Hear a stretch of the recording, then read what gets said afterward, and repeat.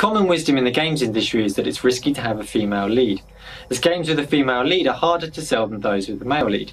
But given that Hellblade is an independent, self-published and self-funded game, we were only concerned with creating a character that's right for our story.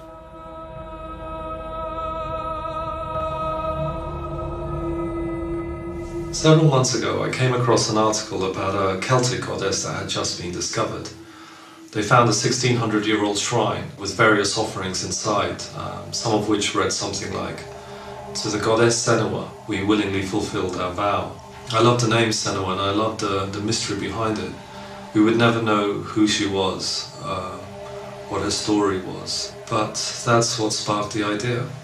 Inspired by the article, Tamim came up with a new concept for a Viking and Celtic themed game and started to write down his first notes. To create a character of intense realism, beauty, anger and history. A mystery that drives the action and story forward, revealing more and more seductive details as she descends deeper into a vision of hell. She is a challenging female form.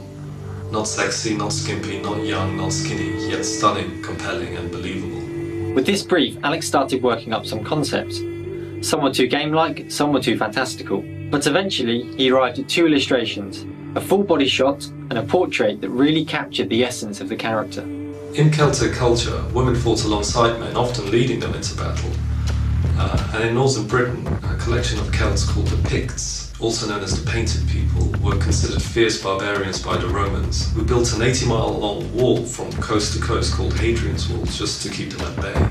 Senua is a Pict, and as the Pictish are tough people, it was important that she reflected that.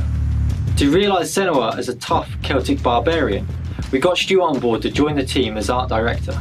So I took the concept art and tried to break it down into real-world references and expand on some areas in terms of their detail. She had to be kind of lean, but also have very pronounced kind of muscles. We wanted her to look like a hardened warrior type, full of scars and battle wounds.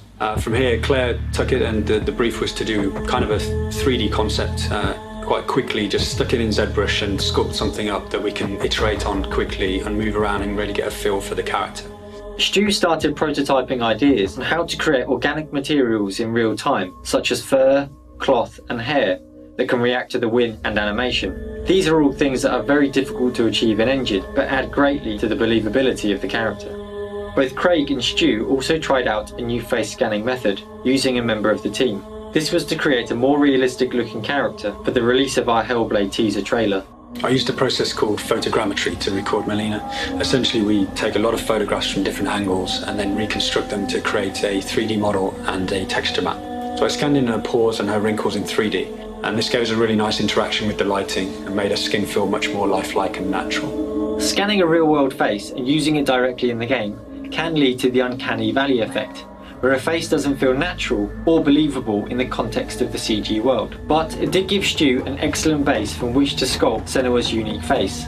There are a lot of elements that make her feel believable, such as creating a good skin shader, reflections in the eye, so individually modelled eyelashes, sweat, mud, scars, cracks in the makeup and how it interacts with her skin. It's all about telling her story visually.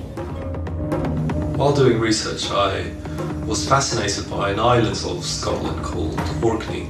It's a place of deep, deep mystery, but importantly, it's a place where the Vikings had invaded, and it is thought that they wiped out the native Pictish Celts that lived there. So I imagined Senua, fierce and battle-worn, fighting for survival against what must have seemed like a hellish race of giant Norsemen. It's important to say that Senua's character is work in progress and will evolve throughout the project. Creating a good in-game model for use in the trailer is one thing, but getting her ready for the intense demands of gameplay is another. However, the feedback we've received so far has been encouraging, so that's something we'll take with us moving forward.